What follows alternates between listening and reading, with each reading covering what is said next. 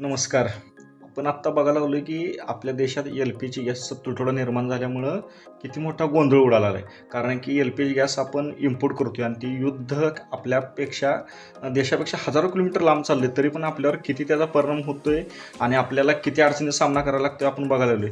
आपण आता आपण ही गोष्ट लक्षात घेतली पाहिजे की ही जगावर कोरोनासारखं किंवा अशी युद्धासारखी सावटं की थोडं अंतर टाकलं की 4-5 वर्षांनं अशी येतच राहणार आहे. ते असं आपण थोडं गृहीत धरून आपल्या देशांचे निर्णय प्रक्रिया जी करणार, ते देश घडवणारे जे व्यक्ती आहेत त्यांनी थोडंसं ह्याच्यावर लक्ष देऊन कदाचित ते करत असतील, पण अजून थोडंसं प्राधान्यानं आपल्या देशात आत्मनिर्भर आपला देश स्वतःच्यासाठी लागणाऱ्या गोष्टी स्वतः बनवण्यात किंवा स्वतः उत्पादन करण्यात कसा पुढे जाईल हे आपल्याला बघायला पाहिजे. आता तुम्हाला काही छोट्या छोट्या आपल्या जीवनावश्यक गोष्टी सांगतो की ज्या आपण जगावर अवलंबून आहे.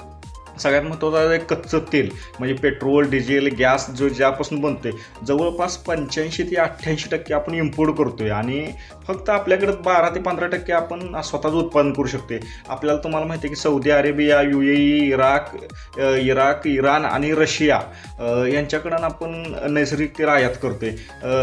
त्यानंतर आहे नैसर्गिक वायू, म्हणजे ज्यातनं बरेच गॅसेस तयार होतात. त्यात 45 ते 50% आपण इम्पोर्ट करतोय आणि 50 ते 55% फक्त आपल्या देशात उत्पादन होते. म्हणजे हा समसमान जरी असला तरी हा धोकादायक आहे. कारण आता नैसर्गिक वायूचा आपण बघायला लागलोय की गॅसचा तुटवडा किती झालाय. यात LPG आपण जवळपास 55 ते 60% आयात करतोय. त्याच्यामुळे ही सगळी गोष्ट आता केव्हाच तयार झालाय. सगळ्यात महत्त्वाची दुसरी गोष्ट आहे आपलं खाद्यतेल. आपण जे सोयाबीन तेल, गोड तेल म्हणतोय, जे शेंगतेल म्हणतोय, हे सगळी तेल आहे ते ह्यातले जवळपास आपण 60 ते 65% आयात करतोय. म्हणजे आपला कृषीप्रधान देश असून आपण 60 ते 65% आपल्याला आयात करावं लागते आणि 35 ते 40% फक्त आपल्या देशात उत्पादन होते. आपण पामतेल इंडोनेशिया आणि मलेशियामधून इम्पोर्ट करतोय.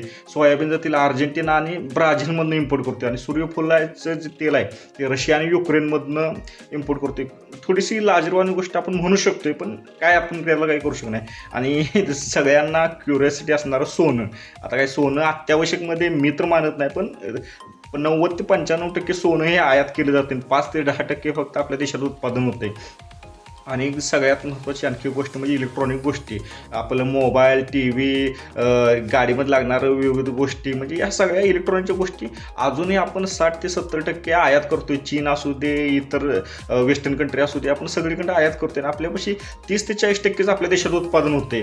आणि सगळ्यात मला आश्चर्य वाटणारी गोष्ट मला ह्यात वाटते, कोळसा 20% आपण आयात करतोय. मला अजूनही वाटते की कोळसा आयात करण्याची आपल्या देशाला काही गरज नाही, आपल्याकडे पुरेसा साठा आहे. पण आपण इतकं जगावर आता अवलंबून आहे. आपण पूर्वी खेडे समृद्ध होती, त्यांच्या गरजा तिथल्या तिथं पूर्ण व्हायला जगात काय चाललंय ह्याचा फरक जास्त. पण अजूनही आता थोडेसे रील फिरते ना बघा की गॅसचा तुटवडा किती जरी झाला तरी गावाकडं जास्त काय अडचणी येणार नाही. कारण की गावाकडची संस्कृती अशी आहे की स्वयंपूर्ण खेडी आपली आहे ती की कोळसं जळानं, म्हणजे आपण सरपण वगैरे म्हणतो, याच्यावर आपण थोडंसं उदरनिर्वाह करू शकतो. गावात कोणीही उपाशी राहू शकत नाही, कारण एकमेकाशी कनेक्टेड आहे. एखाद्याला जास्त अडचण तरी ॲडजस्टमेंट करण्याची क्षमता आणि संस्कृती खेडेगावांनी जोपासल्या. आता आपण हे लक्षात घ्यायला पाहिजे की जगाच्या कानाकोपऱ्यात कुठेही काही झालं तरी त्याचा परिणाम थेट आपल्यावर होऊ शकतोय. आपण स्वतःला कितीतरी स्वतंत्र आणि पुढारलेलं समजत असलं तरी आपण असं म्हणू शकत नाही की मला कुठल्याच गोष्टीने फरक नाही. कोणत्याही बारीक मोठ्या जगात कानाकोपऱ्यात घडणाऱ्या गोष्टीमुळे आपल्याला खूप मोठा फरक पडू शकतोय. ह्याची काही ही उदाहरण होती आपण जे जगावर अवलंबून आहे ते. आणि काय आपण सध्या तरी काय करू आणि ह्या गोष्टी जर व्यवस्थित करायला गेल्या, आपल्या देशात तयार करायला म्हणलं, ह्या काही गोष्टी 5-10 वर्षात कदाचित 50-60 वर्ष लागू शकतात एका गोष्टीला. पण थोडंसं त्या दिशेने आपल्याला स्वयंपूर्ण बनण्याकडं थोडंसं नेता येईल काय ह्याच्याकडं जे पॉलिसी मेकर आहे ते त्यांनी लक्ष दिलं पाहिजे. थँक्यू.